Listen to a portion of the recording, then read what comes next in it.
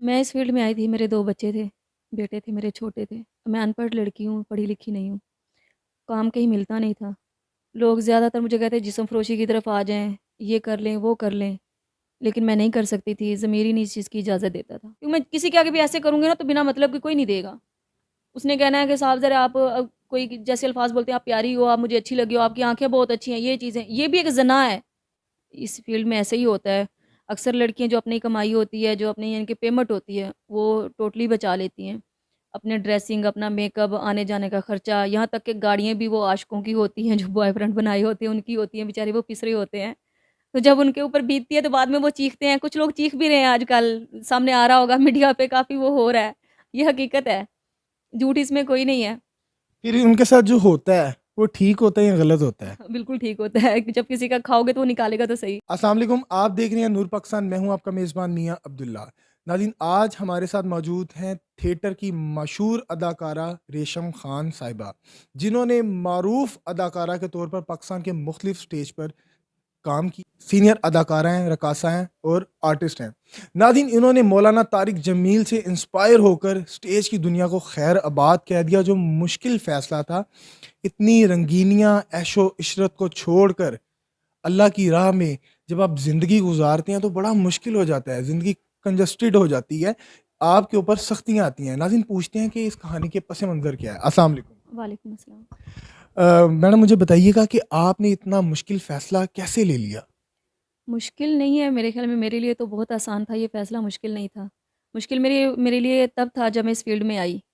इतने लोगों के सामने खड़े होना, यहाँ पे तो सिर्फ़ एक अल्लाह पाक के सामने हमने सुरख़रू होना है और वहाँ पे तो हज़ारों लोगों के सामने अपने आप को खड़ा करना, उनसे अपने लिए दाद बटोरना।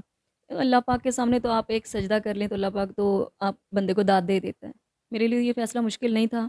मैं अच्छी फ़ैमिली से थी और अल्हम्दुलिल्लाह सबसे बड़ी बात है कि हम मुसलमान हैं और औरत है, अल्लाह पाक ने औरत को हुक्म दिया है कि चारदीवारी में रहे, पर्दे में रहे। तो हम लोग उस चीज़ को गलत ले गए। आजकल तो सिर्फ़ औरत ही कमाने के लिए निकली हुई है, मर्द की तो कोई वैल्यू औरत ने छोड़ी नहीं है कि औरत कहती है मैं ही कमाऊँगी, तो शायद बरकत पड़ेगी। लेकिन ये चीज़ें गलत होती हैं और मौलाना तारिक जमील साहब हैं जो मेरी ज़िंदगी का सबसे बड़ा जो ये मेरे लाइफ़ में ये मोड़ आया, ये तब्दीली आई है, मेरे उस्ताद मोहतरम। मैं उनकी बहुत शुक्रगुज़ार हूँ। मैं उनके बयान सुनती थी और उनके बयानात सुनने की वजह से ही मैं फ़ील्ड से आउट हुई हूँ और मुझ मेरी लाइफ़ में बहुत सुकून है अल्हम्दुलिल्लाह। रेशम साहबा, मुझे बताइएगा कि इस फ़ील्ड में आपका आने का सबब कैसे बना? किस तरह आप इस फ़ील्ड में आई? मैं इस फ़ील्ड में आई थी, मेरे 2 बच्चे थे, बेटे थे मेरे छोटे थे। मैं अनपढ़ लड़की हूँ, पढ़ी-लिखी नहीं हूँ। काम कहीं मिलता नहीं था। लोग ज़्यादातर मुझे कहते जिस्म फ़रोशी की तरफ आ जाएँ, ये कर लें, वो कर लें, लेकिन मैं नहीं कर सकती थी, ज़मीर ही नहीं इस चीज़ की इजाज़त देता था। तो मुझे किसी ने ही दोस्त बन गई, कोई उसने मुझे इस फ़ील्ड का बताया कि आप 1 घंटा काम करके अपने बच्चों को सँभाल सकती हो। अगर मैं किसी के घर काम करती, मुझे सारा दिन मेरे बच्चे कोई सँभालने वाला नहीं था। तो काम पे बच्चों के साथ मुझे कोई काम देता नहीं था। तो फ़ील्ड मैंने इसलिए चुनी थी फिर कि मैं 1 घंटा रात को अपने बच्चों को बंद करके कमरे में ताला लगा के चली जाती थी। 1 घंटे बाद मैं घर आ जाती थी, मैं अपने बच्चों के पास रहती थी। मेरे बच्चे बहुत छोटे थे। लेकिन ये दलदल है, जब बंदा इसमें चला जाता है, वो ऐशो-इशरत, वो चमक-धमक, वो सब कुछ, लोगों की वाह-वाह, तालियों की गूंज और वो जो हम स्टेज पे जाके खड़ी होती है, जो हमारे अंदर से फिर एक्टर जाग जाता है, जो हमारे अंदर एटीट्यूड आ जाता है कि जी हम एक्टर हैं, वो चीज़ सबसे बड़ी मार देती है। तो इलामा इकबाल का शेर है, हुस्न जब पास आता है नज़ाकत आ ही जाती है। यही चीज़ है। तो बस यही चीज़ समझ लें कि इंसान है, गुनाह का पुतला है, गुनाह हो जाता है, इंसान से गलती हो जाती है। तो जब अल्लाह पाक नेकी की हिदायत देता है। बताइए कि जब आपने ये फ़ील्ड छोड़ी थी, आपको आपके अंदर से एक आवाज़ तो आई होगी कि ये काम कर लूँ, दोबारा पैसे आएँगे, तंगी आएगी। क्योंकि जब इंसान कोई बुरा काम छोड़ के नेकी की तरफ आता है तो अल्लाह पाक उस पे आज़माइश ज़रूर डालता है। अल्लाह पाक अपने बंदे को आज़माइश में डाल के देखता है कि कितना साबित कदम है। जी, बिल्कुल ये बात सही है, आज़माइशें आती हैं, मुश्किलें आती हैं, लेकिन हिम्मत नहीं हारनी चाहिए। आज से पहले आप देख लें कि ये जब ये फ़ील्ड नहीं थी, औरतें नहीं काम करती थी, तब भी आज़माइशें थी। वो भी हमारी जैसी बहनें थी, माएँ थी, जो आज़माइशों से गुज़री हैं। सुकून था लाइफ़ में। अब देख लें, इतना पैसा कमाने के बावजूद भी सुकून नहीं है। मैं अपनी ही बात करती हूँ, दूसरों का पता नहीं है। अगर मेरे साथ ये सब कुछ रहा है, तो बाकी मेरी बहनों के साथ जो एक्टर हैं, उनके साथ भी यही होगा। इतना कमाने के बावजूद भी हमें रोटी एक टाइम की नसीब होती है, वो भी हम भागते-दौड़ते खाते हैं, वो भी हमें पूरी तरह से प्रॉपर, जिस तरह हम खाना, आम लोग, गरीब लोग कह देंगे हम लोग, जो हमसे नीचे के लोग हैं, जो कहते हैं कि हम ताज़ी वाले हैं, उनके घर में जाएँ, अब 3 टाइम रोटी बनती है, फैमिली मिल के खाती है और हम एक्टर लोग हैं, हम लोगों को भागते-दौड़ते हुए एक निवाला नसीब होता है। इतना कमाने के बावजूद भी हम लोग की लाइफ में सुकून नहीं है, और ये चीज़ बहुत इम्पोर्टेंट है। मैं रोती होती थी रात को अक्सर ना, जब मैं काम से वापस आती थी, मैं तहज्जुद पढ़ती थी, आके नहा धो के मैंने तहज्जुद पढ़नी और अल्लाह पाक से माफ़ी माँगती कि अल्लाह पाक मजबूरी है, मैं ये काम कर रही हूँ, मेरे बच्चे हैं। क्योंकि मैं किसी के आगे भी ऐसे करूँगी ना तो बिना मतलब के कोई नहीं देगा। उसने कहना है कि साहब ज़रा आप कोई जैसे अल्फ़ाज़ बोलते हैं, आप प्यारी हो, आप मुझे अच्छी लगी हो, आपकी आँखें बहुत अच्छी हैं, ये चीज़ें, ये भी एक ज़ना है। हम समझे तो ये भी एक बुराई है। तो इससे बेहतर मैंने फ़ील्ड को समझा था, लेकिन फ़ील्ड भी बुरी है।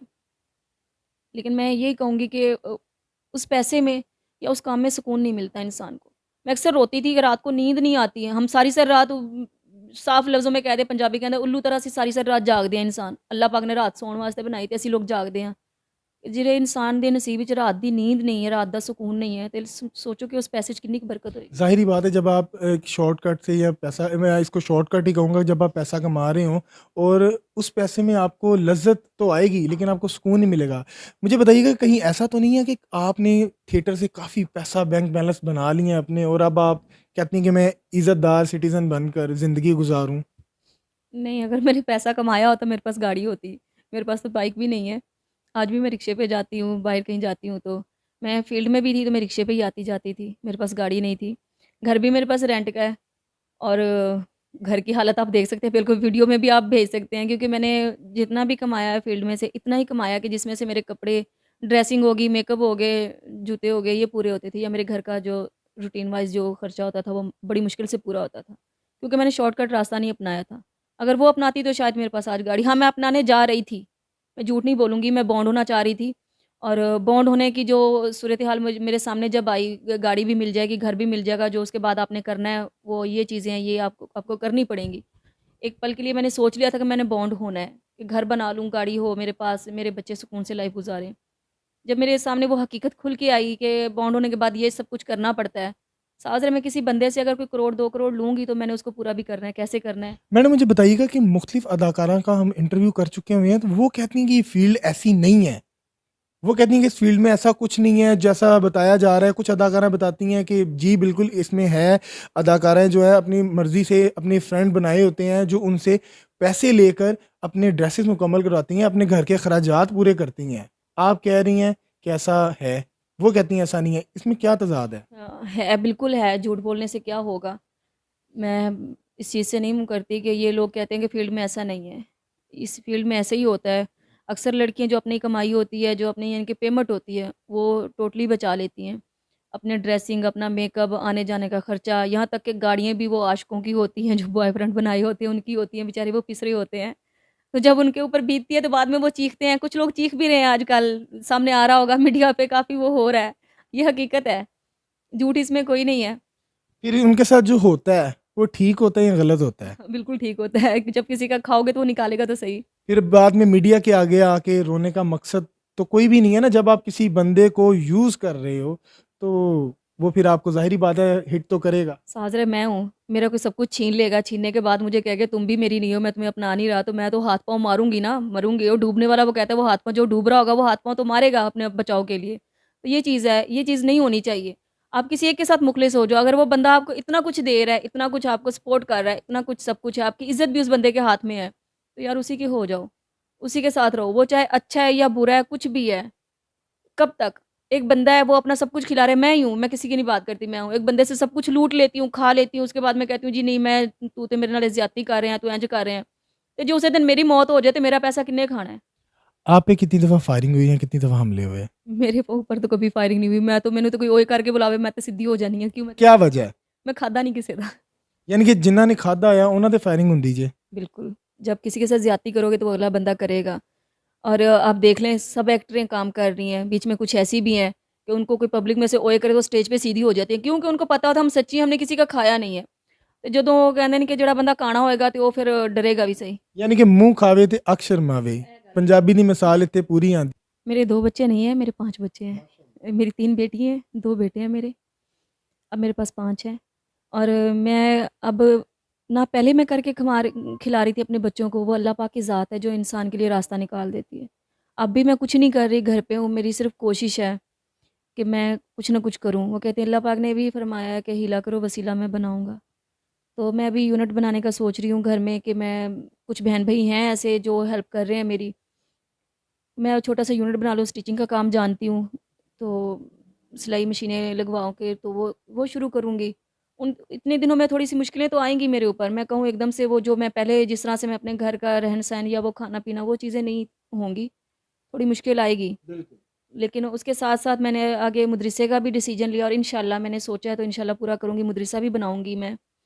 और अभी फ़िलहाल मेरे 2 बेटे हैं, वो काम सीख भी रहे हैं, उनकी सैलरी आ रही है मेरे घर में। 15,000 छोटे की आती है, 15,000 बड़े की आती है।